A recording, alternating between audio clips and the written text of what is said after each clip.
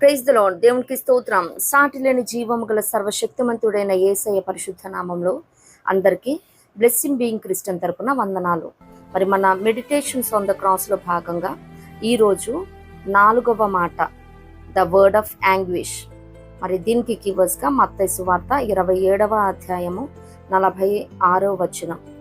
ఇంచుమించు 3 గంటలప్పుడు యేసు ఏలి ఏలి లామా సబక్తాని అని బిగ్గరగా కేకవేసెను. ఆ మాటకు నా దేవా నా దేవా నన్నెందుకు చెయ్యి విడిచితివని అర్థము. మరి ఇదే మాట కీర్తనాకారుడైన దావీదు గారు మరి 22వ దావీదు కీర్తనలో మనం చూస్తాం. మొదటి చరణంలో ప్రవచనాత్మకంగా యేసు ప్రభు గురించి చెప్పిన ప్రవచనం ఇది. మరి ఈ మాట యేసయ్య సిలువపై పలికిన 4వ మాట. మనం మొదటి మాటలో చెప్పుకున్నట్లు ఈ 7 మాటలు కూడా మన జీవితానికి చాలా పాఠాలను నేర్పిస్తున్నాయి. మనం నేర్వవలసినవి చాలా ఉన్నాయండి. మరి యేసయ్య చాలా సింపుల్గా ఒక్క లైన్లో మరి ఒక్కొక్క మాటను ముగించారు, కానీ ఆ ఒక్కొక్క మాట మన జీవిత సారాంశం, ఇటు భౌతికముగాను అటు ఆధ్యాత్మికముగాను మనం జీవించడానికి కావలసిన మూలధనాన్ని ఇస్తుంది. ముందుగానే ధ్యానించినట్టు ఒక మాటకి ఒకటి చాలా చక్కగా అనుసంధానం చేయబడినవి, అలాగే కనెక్షన్ కలిగి ఉన్నాయి. మొదటి మాట ద్వారా మరి ప్రేమ, క్షమాపణ, విజ్ఞాపన చేయటం, దాని ద్వారా 2వ మాటలో రక్షణ కార్యాన్ని జరిగించటం, రక్షణ కార్యం అంటే దైవ కార్యంతో పాటు 3వ మాట ద్వారా కుటుంబ బాధ్యతలు నిర్వర్తించడం, 4వ మాటలో దేవుడు తన కుమారుని చెయ్యి విడిచిపెట్టడం మనం చూస్తాము. దేవుడు యేసయ్య చెయ్యి విడిచిపెట్టకపోతే మనం విమోచన పొందుకోలేము. అంటే దైవ కార్యాన్ని అలాగే వ్యక్తిగత జీవితాన్ని బ్యాలెన్స్ చేసేటప్పుడు నీ త్యాగం చేయాల్సి వస్తుంది. కష్టమైన ఇష్టమైన కొన్ని కావాలంటే కొన్ని విడిచిపెట్టక తప్పదు. పరలోకం నుండి యేసయ్య పరమ తండ్రిని విడిచాడు ఈ లోకానికి, అది క్రిస్మస్. ఇప్పుడు పరలోకం నుండి యేసయ్య చెయ్యి విడిచారు పరమ తండ్రి, ఇది ఈస్టర్. మరి ఫిలిప్పీలకు రాసిన పత్రిక 2వ అధ్యాయము 6, 7, 8 వచనాలు చూసినట్లయితే, ఆయన దేవుని స్వరూపము కలిగిన వాడై ఉండి దేవునితో సమానముగా ఉండుట విడిచిపెట్టకూడని భాగ్యమును ఎంచుకొనలేదు, గాని మనుషుని పోలికగా పుట్టి దాసుని స్వరూపమును ధరించుకొని తన్ను తానే రిక్తునిగా చేసుకొనెను. మరియు ఆయన ఆకారమందు మనుష్యుడిగా కనబడి మరణము పొందినంతగా, అనగా శిలువ మరణము పొందినంతగా విధేయత కలిగిన వాడై తన్ను తాను తగ్గించుకొనెను. దేవునికి స్తోత్రం. ఇక్కడ 6, 7 వచనాలు చూసినట్లయితే క్రిస్మస్కి రిలేటెడ్గా, అలాగే 7వ వచనం చూసినట్లయితే ఈస్టర్కి రిలేటెడ్గా ఈ లేఖనాన్ని మనం చూడగలుగుతాము. అలాగే ఆనాడు తండ్రి కొడుకులు చేసిన మరి త్యాగము మనం పండుగలా జరుపుకుంటున్నాం. 8 సాక్రిఫైసెస్ అండ్ ఆర్ సెలబ్రేషన్స్. మన మూలవాక్యం చూసినట్లయితే నా దేవా నా దేవా అని యేసయ్య పలకటం చూస్తూ ఉంటాం.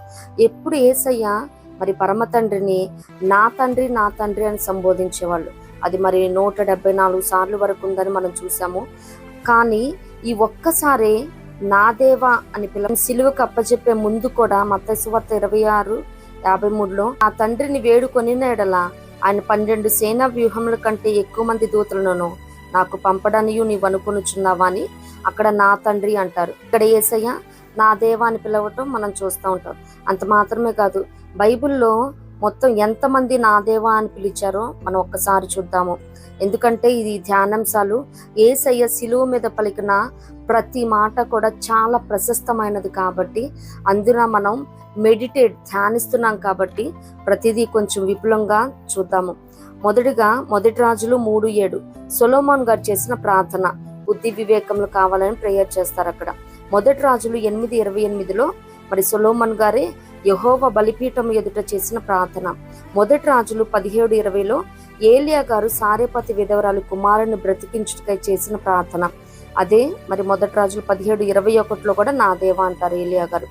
మొదటి దినవృత్తాంతములు 29:17లో ఆలయ నిర్మాణానికి సమస్త సామ్రాజ్ఞిని సమకూర్చిన తరువాత దావీదు గారు చేసిన ప్రార్థన. 2వ దినవృత్తాంతములు 6:40-41 వచనాల్లో ఆలయమందు సొలొమోన్ గారు చేసిన ప్రార్థన. ఎజ్రా 9:6లో పితరుల దోషమును ఒప్పుకుంటూ ఎజ్రా గారు చేసిన ప్రార్థన. నెహమ్యా 5:19, అలాగే 6:14, 13:14, 13:22, 15:29, 13:31 మొత్తంగా నెహమ్యా గారు 6 సార్లు నా దేవా అన్నారు. అలాగే కీర్తన గ్రంథం చూసినట్లయితే 7:1, 7:3, 13:3, 22:1, 22:2, 25:2, 27:9, 32, 35, 24, 38, 16, 38, 21, 45, 48, 40, 17, 42, 6, 59, 1, 71, 4, 71, 22,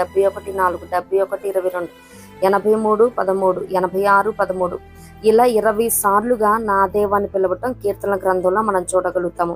ఇక్కడ నా దేవా అన్నది మాత్రం ఎందుకంటే దావీదు గారు మరి దేవా అని కూడా పిలవటం చూస్తాం, కానీ మనం ధ్యానిస్తున్నది నా దేవా. అలాగే మరి యోహాను సువార్త 20వ అధ్యాయం 28లో తోమా గారు అంటారు, నా ప్రభువా నా దేవా అని.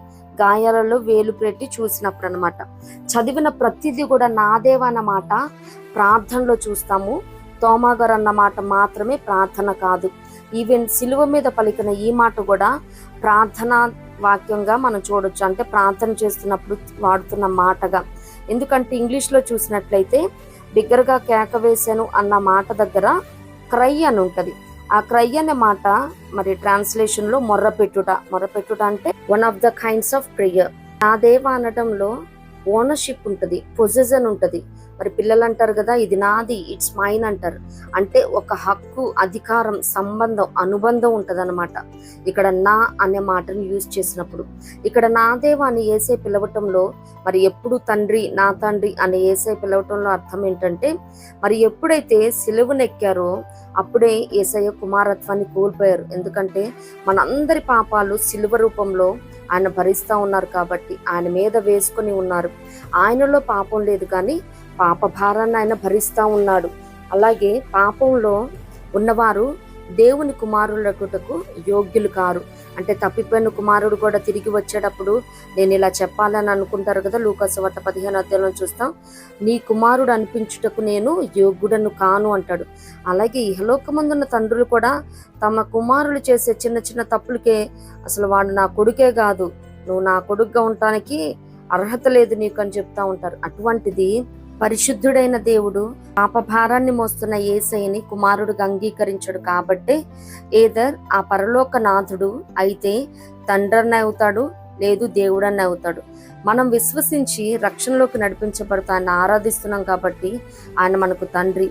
ఎవరైతే అన్యులు విశ్వసించకుండా దేవుడు ఉన్నాడు అని గుర్తెరుగుతారో వాళ్ళకి దేవుడుగానే ఉంటాడు. మనము నా తండ్రి అని మనం ఓనర్షిప్ తీసుకున్నాం కాబట్టి ఆయన తండ్రి అయ్యాడు. ఇప్పుడు అయితే తండ్రి అన్న అవ్వాలి, ఇప్పుడు తండ్రి కాదు కాబట్టి యేసేకి దేవుడికి షార్ట్ ఫామ్ దేవా అని పిలవటం మనం చూస్తా ఉన్నాం. దేవునికి స్తోత్రం. ఉండేదిగా చెయ్యి విడిచితివి. మరి యాక్చువల్లీ ఇహలోకముందున్న తండ్రులు కూడా 2 కారణాల వల్ల బిడ్డలు చెయ్యి విడిస్తారు. ఒకటి శిక్షణ ఇచ్చేటప్పుడు, రెండోది శిక్షించడానికి. ఇప్పుడు ఏదన్నా మనం 2 వీలర్ నేర్పించాలంటే బిడ్డలకి కంపల్సరీ ఆ బాబు ఆ చేతి మీద కంపల్సరీ ఆ ఫాదర్ ఎవరైతే ఉంటారో చెయ్యి పెట్టి నేర్పిస్తూ ఉంటారు. అలాగే నేర్పిస్తున్నది ఎంతవరకు నేర్చుకుంటున్నాడని వెనక కూర్చొనే ఉంటారు, కానీ నెమ్మదిగా చెయ్యి తీస్తారనమాట. వాడు ఎంతవరకు నేర్చుకున్నాడు, ప్రాక్టీస్ చేస్తున్నాడు ఈ బైక్ డ్రైవింగ్ అని. అది శిక్షణను ఇచ్చే భాగంగా చెయ్యి విడుస్తారు. ఇంకొకటి శిక్షించేటప్పుడు ఇంక వీడు ఎప్పటికీ మారడంటే ఇంకా పట్టించుకోరు అనమాట, చెయ్యి విడిచేస్తారు. అవసరమైతే ఇంట్లో నుంచి కూడా గెట్ అవుట్ అంటారు అనమాట. 2 రకాలుగా ఇహలోకమందున్న తండ్రులు సైతం శిక్షణ ఇచ్చేటప్పుడు అలాగే శిక్షించేటప్పుడు చెయ్యి విడటం చూస్తూ ఉంటాం. ఇక్కడ మన పరమ తండ్రి అయితే మరి మనందరి పాపాల కోసం తన కుమారుణ్ణి శిక్షించే భాగంలో చెయ్యి విడవటం మనం చూస్తా ఉన్నాము. ఆయన చెయ్యి విడిస్తేనే పాపాల నుండి మనం విమోచనం పొందుకుంటాం. దేవునికి స్తోత్రం. పరిశుద్ధ గ్రంథంలో దేవుడు చెయ్యి విడిచిన 3 వ్యక్తుల జీవితాలను మనం ఒకసారి ధ్యానిద్దాము. మొదటిగా ఏలీ కుమారుని చూసినట్లయితే 1 సమూయేలు 4:21 అక్కడ మందసం పట్టబడటం, అలాగే ఇశ్రాయేలీయులు 30,000 మంది కోలటం, అలాగే మామ పెనిమిటి మరణం అవ్వటం, కోడలు కాన్పు గడిలో తెలుసుకొని ఈకాబోద్ అని పేరు పెడుతూ ప్రభావం వెడలెను అని తను మరణమవుతుంది అనమాట. అంతే, కొంతమందికి జరగాల్సిన నష్టం జరిగిపోయిన తర్వాత తెలుస్తుంది దేవుడు తమతో లేరు అని. రెండోది చూచినట్లయితే సంసోను, న్యాయాధిపతులు 16:20 మరి దేవుడు విడిచి వెళ్ళినా తెలుసుకోలేని పరిస్థితి. ఇప్పటి అట్లు నేను బయలుదేరి విరజిమ్ము కొందుననుకొనెను, అయితే యెహోవా తనను ఎడబాసినని అతనికి తెలియలేదు. ఇలానే ఉంటారండి కొంతమంది. దేవుడు వారిని విడిచి వెళ్ళిన సంగతి కూడా వారు గ్రహించలేని పరిస్థితిలో ఉంటారు. మూడోది చూసినట్లయితే సౌలు గారు, మొదటి సమూయేలు 15:26 అలాగే 28:17 చూడగలుగుతాం. ఇప్పుడుగా మొదటి సమూయేలు 15:26 చూస్తే, అందుకు సమూయేలు, నీతో కూడా నేను తిరిగి రాను, నీవు యెహోవా ఆజ్ఞను విసర్జించితివి గనుక ఇశ్రాయేలుల మీద రాజుగా ఉండకుండా యెహోవా నిన్ను విసర్జించనని చెప్పి వెళ్ళిపోవాలనని తిరుగగా. మరి ఇక్కడ మనం చూసినట్లయితే దేవుడు అతన్ని విసర్జించడం మనం చూస్తూ ఉంటాం. మొదటి సమూయేలు 28:17 చూసినట్లయితే, యెహోవా తన మాట తన పక్షముగానే నెరవేర్చుచున్నాడు, నా ద్వారా ఆయన సెలవిచ్చి ఉన్నట్టు నీ చేతి నుండి రాజ్యమును తీసివేసి నీ పొరుగువాడైన దావీదునకు దానిని ఇచ్చి ఉన్నాడు. సౌలు గారిని దేవుడు విడిచిపెట్టి వెళ్ళారని తెలిసిన సరైన పశ్చాత్తాపం లేకపోవటం మనం చూస్తూ ఉంటాం. చాలా మంది ఈ రీతిగానే ఉన్నారు. దేవుడు విడిచిపెట్టిన ఏమాత్రం కొంచెం కూడా నొప్పి, బాధ, ఆవేదన ఉండనే ఉండదు. ఎందుకంటే వారు తెలుసుకునే లోపల, అంటే ఇప్పుడు ఫ్యాన్ ఆఫ్ చేసిన వెంటనే టక్కున ఆగిపోదు కదండి, స్లోగా ఆగిపోద్ది. ఈ లోపల వీళ్ళు కూడా జరుగుతున్న పర్యవసానాలకి అలవాటు పడిపోయి ఉంటారు. తర్వాత దేవుడు విడిచిన తర్వాత జరిగే నష్టాలు ఏంటంటే ఆబ్వియస్లీ అంతమే, కానీ అది మామూలుగా ఉండదు. మరి ఇక్కడ ఏలీ కుమారుని చూసినట్లయితే వారు ఫిలిష్తీయులచే పట్టబడతారు. మరి 30,000 మంది కోలటం, వారు అక్కడ హతమవటం మనం చూస్తాము. అలాగే సంసోను గారు మొదట బంధింపబడ్డారు, హింసించబడ్డారు, పరిహాసం చేయబడ్డారు, తర్వాత ఆత్మహత్య చేసుకున్నారు. అంతే, దేవుడు విడిచి వెళ్తే మరి దుష్టుడు బంధిస్తాడు. ఆయనతో అన్యోన్య సహవాసం కలిగి ఉన్నప్పటి వరకు మరి చుట్టూ రక్షణ కంచెగా వలయంగా ఉంటది. సౌలు గాని చూసినట్లయితే మరి ఓటముని భరించలేక ఆత్మహత్య చేసుకోవటం చూస్తూ ఉంటాం అన్నమాట. దేవుడు విడిచి వెళ్తే ఇలానే ఉంటది. మరి దుష్టుడికి మనం బందీగా చిక్కుతాము, ఓటమి పాలైపోతాము. అంత మాత్రమే కాదు, కానీ ఇక్కడ ఇస్కరియోతు యూదాను కూడా చూసినట్లయితే ఇక్కడ సెనారియో డిఫరెంట్ గా ఉంటది. వీళ్ళని, అంటే ఏలీ కుమారులను సంసోను, సౌలు గారిని మరి దేవుడు విడిచి వెళ్తే ఇస్కరియోతు యూదా రివర్స్ లో దేవుని విడిచిపెట్టి వెళ్తాడన్నమాట. ఎందుకంటే పౌలు గారు అంటారు కదా, దేమా ఇహలోకమును స్నేహించి నన్ను విడిచి వెళ్ళనని. మరి దేవుని కంటే లోకంలో ఏదో పావేసుకుందామని ఇస్కరియోతు యూదా వెళ్ళిపోతారు. మరి తన్ను కూడా ఆత్మహత్య చేసుకోవటం చూస్తూ ఉంటాం. అంత మాత్రమే కాదు, కానీ అసలు ప్రేమించే తండ్రి ఎందుకు విడిచి వెళ్ళాలి, వాడిని క్షమించేయొచ్చు కదా అని ఈ రీతిగా కూడా అనుకునే వాళ్ళు ఉండాలి. వెళ్లాల్సిన సందర్భాలు, what made God to leave them or to abandon them. మరి ఇహలోకముందున తల్లిదండ్రులే బిడ్డల్ని వెంటనే పనిష్ చేయరు. 1-2-3 సార్లు చెప్తారు, చూస్తారు, ఇంకా మారతాడు మాట వింటాడు అనుకుంటారు. ఎప్పుడైతే వాడు ఎప్పటికీ టర్న్ అవ్వరో అప్పుడు పనిష్ చేస్తాడు. మరి అటువంటిది మనల్ని ప్రేమించే దేవుడు, తను ప్రేమించే ఏకైక కుమారుణ్ణి మన కోసం పంపించి మరి రక్షణ భాగ్యాన్ని ఇచ్చిన దేవుడు అంత ఈజీగా విడిచి వెళ్తాడా? చూద్దాము. ఏలీ కుమారుని విడవటం, మరి వారు యెహోవాను ఎరుగని వారై మిక్కిలి దుర్మార్గులయ్యారంట. మొదటి సమూయేలు 2:12 చూస్తాము. తండ్రి పిలిచి హెచ్చరించినా గానీ వినిపించుకోరు. యెహోవా వారిని చంపాలనుకున్నారు కాబట్టి వాటికి అటువంటి కఠిన హృదయం వచ్చింది. అలాగే చూసినట్లయితే మరి సంసోను గారు వ్యభిచారం చేసిన తప్పే చేయటం, మరి వారితో సాంగత్యం చేయటం 2 కొరింథీ 6:14 ఉంటది కదా, నీతికి దుర్నీతితో ఏం సాంగత్యం, వెలుగునకు చీకటితో ఏమి పొత్తు అని. మరి ఫిలిష్తీయుల కుమార్తెలో ఒక దాన్ని చూసి ఆ అమ్మాయే కావాలంటారు. మరి తల్లిదండ్రులు కూడా వారిస్తారు వద్దని, ఏనాన్నా మన స్వజానాంగంలో లేరానే అని. అయినా వినిపించుకోడు. దేవునికి అసహ్యమైన హేయమైన కార్యాలలో ఒకటి వ్యభిచారం, 2 విగ్రహారాధన. అటువంటి వ్యభిచారంలో వారితో సాంగత్యం చేయటం చూస్తాం. అలాగే సౌలు గారు దేవుని ఆజ్ఞకు లోబడలేదు. మొదటి సమూయేలు 28:17 చూస్తాం. ఎందుకంటే ఆజ్ఞాతిక్రమమే పాపము. 1 యోహాను 3:4 చూడగలుగుతాం. మన మూలవాక్యం, మరి నన్నెందుకు చేయి విడిచితివన్న మాట ఉంది కదా. మరి యేసయ్య చేయి విడవటానికి కారణం, ఆయన అక్కడ చేయి విడిస్తేనే మన పాపాల నుండి విమోచన. ఆయన చేయి విడిస్తేనే ఆయన ఇక్కడ మన పాపాల కోసం మరణించి తిరిగి విజయుడై పునరుద్ధానుడై లేస్తాడు. మరి ఆయన శ్రమ నుండి మరణించినప్పుడు గుడ్ ఫ్రైడేగా, తిరిగి విజయుడై లేచినప్పుడు ఈస్టర్గా సెలబ్రేట్ చేసుకుంటాం. నెక్స్ట్ 3 చూసినట్లయితే బిగ్గరగా కేక వేసెను. మరి జనరల్లీ కేక వేసేది ఎప్పుడండి? అవసరంలో ఉన్నప్పుడు, ఆనందంలో ఉన్నప్పుడు, విజయంలో ఉన్నప్పుడు, వేదనలో ఉన్నప్పుడు. మరి ఇక్కడ మార్కు సువార్త 10:47 చూసినట్లయితే అవసరంలో ఉండి భర్తలోమయ్యి మరి అక్కడ కేక వేయటం మనం చూస్తూ ఉంటాం అన్నమాట. మరి అక్కడ వారు వారిస్తారు, ఆగు ఆపు అని. అయితే మరింత బిగ్గరగా కేక వేయటం మనం చూస్తూ ఉంటాం. అయితే తన మాట విని మరి యేసయ్య శరీర రూపిగా ఉన్నప్పుడు ఆయన నిలిచాడు, పిలిచాడు, అడిగి మరి అవసరం కనుక్కున్నాడు, అక్కరను తీర్చాడు, అంటే స్వస్థతనిచ్చాడు. మరి ఆనందంతో కేకలు వేయటం అంటే ఇది ఆనందంతో అలాగే విజయంతో కేకలు వేయటాన్ని మనం యోహాను సువార్త 12:13 చూచినట్లయితే ఖర్జూరపు మట్టలు పట్టుకుని ఆయనను ఎదుర్కొనబోయి జయము ప్రభు పేరట వచ్చుచున్న ఇజ్రాయేలు రాజు స్తుతింపబడును గాక అని కేకలు వేశారు. సియోను కుమారి భయపడకము, ఇదిగో నీ రాజు గాడిద పిల్ల మీద ఆసీనుడే వచ్చుచున్నాడు. దేవునికి స్తోత్రం. మరి జకరియా 9:9 కూడా చూస్తాం కదా, సియోను నివాసులారా బహుగా సంతోషించుడి, యెరూషలేము నివాసులారా ఉల్లాసముగా ఉండుడి. నీ రాజు నీతిపరుడును రక్షణ గలవాడును దీనుడనే గాడిదను గాడిద పిల్లను ఎక్కి నీ యొద్దకు వచ్చుచున్నాడు. దేవునికి స్తోత్రం. యేసయ్య శిలువ మీద మరణించి తిరిగి లేచి మనకి విజయాన్ని ఇచ్చాడు, భయాన్ని పారదోలి సంతోషాన్ని ఇచ్చాడు. దేవునికి స్తోత్రం. వేదనలో యేసే కేక మరి యేసయ్య మత్తయి సువార్త 27:46 చదువుకున్నాం కదా మూలవాక్యము. మరి చాలా ఆవేదనతో అరిచిన కేక అన్నమాట.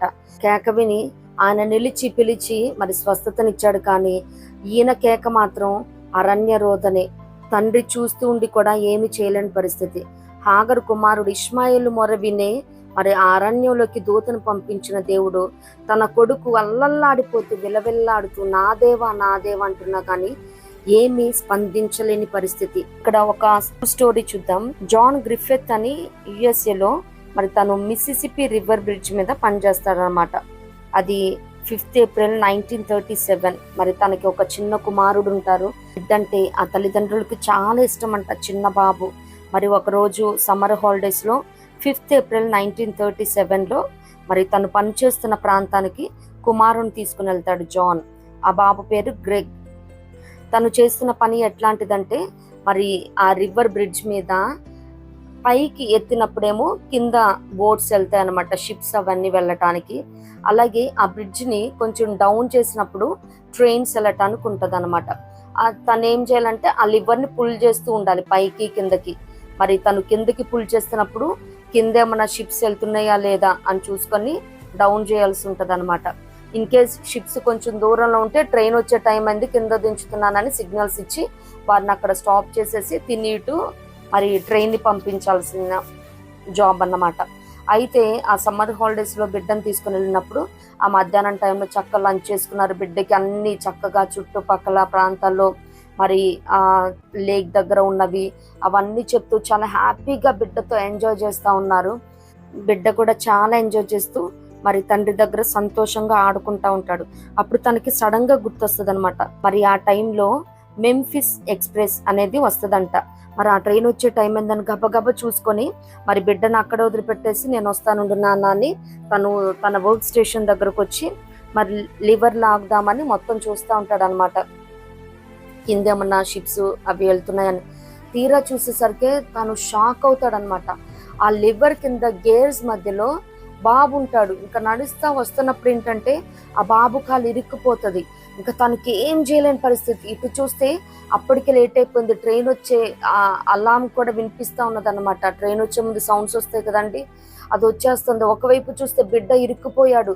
తను వెళ్ళి మరి రక్షించడానికి ఇక్కడ లివర్ పుల్ చేయాలి. లివర్ పుల్ చేస్తే కుమారుడు ఇరుక్కుపోతాడు. లేదు ఆపేద్దామంటే ట్రైన్లో ఉన్న వారందరూ చనిపోతారు. తను ఏమి చేయలేని పరిస్థితి. ఏ డెసిజన్ తీసుకుందామన్నా కానీ చాలా స్విఫ్ట్గా తీసుకోవాలన్నమాట. ఇంకా టైం లేదు. ఒకవైపు కుమారుని చూస్తూ ఉంటే డాడీ డాడీ అని అరుస్తూ ఉంటాడు. ఇటు చూస్తే ట్రైన్ వస్తూ ఉంటుంది. ఇన్ని వందల మందిని నా ఒక్క కుమారుడు కోసం నేను ఆపుకోవాలని గట్టిగా కళ్ళు మూసుకొని లివర్ని పుల్ చేసేస్తాడు. అది ఆ చిన్న కుమారుడు మీద మొత్తం ఛిద్రమైపోతుంది అనమాట. ట్రైన్ వెళ్ళిపోతుంది. ఇంకా తను ఆ కళ్ళ నిండా నీళ్లతో బయటకు వచ్చి చూస్తాడు. ఆ ట్రైన్ ఎలా ఉంది పరిస్థితి మొత్తం దాటిపోయిన తర్వాత ఆ స్టేషన్ దగ్గర ఆగినప్పుడు మరి ఒక తన పేపర్ చదువుకుంటా ఉంటాడు, ఒక తల్లి తన కుమార్తెకి భోజనం పెడతా ఉంటది, కండక్టర్ వాచ్ చూసుకుంటా ఉంటాడు. తను అనుకుంటాడు, నేను ఇంత త్యాగం చేశానే, వీరు ఒక్కళ్ళు కూడా పట్టనట్టున్నారేంటి, రక్తం చింది నా కుమారుడు ఛిద్రమైపోయాడు ఆ వీల్స్ కింద, మరి వీరందరిని రక్షించడానికి నేను నా కుమారుడిని ఇచ్చాను, ఒక్కరు కూడా రియలైజ్ అవ్వట్లేదు ఏంటి, అసలు ఇంత త్యాగం చేసావా అని ఆ తండ్రి బాధపడతాడు. మన నేటి దినాలలో ఇది నిజంగా జరిగిన స్టోరీ అండి. మరి నేటి దినాలలో మనం కూడా అలానే ఉన్నాం. పరమ తండ్రి, మనం యేసయ్యనే చూస్తున్నాం, ఇన్ని శ్రమలు అని. నిజంగా పరమ తండ్రి తను ఎంతో త్యాగంతో తను ఏకైక కుమారుణ్ణి ఈ లోకానికి పంపించాడు. మరి తండ్రి కుమారుల అనుబంధం, మరి కుమారుడు కూడా అక్కడి నుంచి రావటానికి తండ్రి చెయ్యి విడిచిపెట్టకూడని భాగ్యం అని ఎంచుకోలేదు, కానీ ఎంతో శిలువ శ్రమలు సహించి అవమానాలు అపహసించారు, వస్త్రాన్ని కూడా తీసేశారు. మరి ఇన్ని నిందల అవమానాలు, షేమ్ అండ్ సఫరింగ్ ఇంత కుమారుడు భరించాడు. అలాగే తండ్రి తన మనస్సుని ప్రేమను చంపుకొని మనందరి కోసం తన కుమారుణ్ణి బలియాగం చేశాడు. ఇప్పుడు ప్రజల్లాగానే మనం కూడా we are busy in our schedules, no matter ఏం జరిగినా సంబంధం లేని వారిలాగా ఉంటా ఉన్నాము. మరి దేవుడు విడిచి వెళ్లకుండా మనతోనే నిలిచి ఉండాలంటే మనం ఏం చేయాలి? మరి 1 యోహాను 4:12-13 చూసినట్లయితే, మనం ఒకరినొకడు ప్రేమించినడలా దేవుడు మన యందు నిలిచియుండును, ఆయన ప్రేమ మన యందు సంపూర్ణమగును. దీని వలన మనము ఆయన యందు నిలిచి ఉన్నామనియు ఆయన మన యందున్నాడనియు తెలుసుకొనుచున్నాము. ఏలయనగా ఆయన మనకు తన ఆత్మలో పాలు దయచేసి ఉన్నాడు. దేవునికి స్తోత్రం. రెండవది చూచినట్లయితే యోహాను సువార్త 14:16-17 నేను తండ్రిని వేడుకొందును, మీ యొద్ద ఎల్లప్పుడూ నుండుటకై ఆయన వేరొక ఆదరణకర్తను, అనగా సత్య స్వరూపియగు ఆత్మను మీకు అనుగ్రహించును.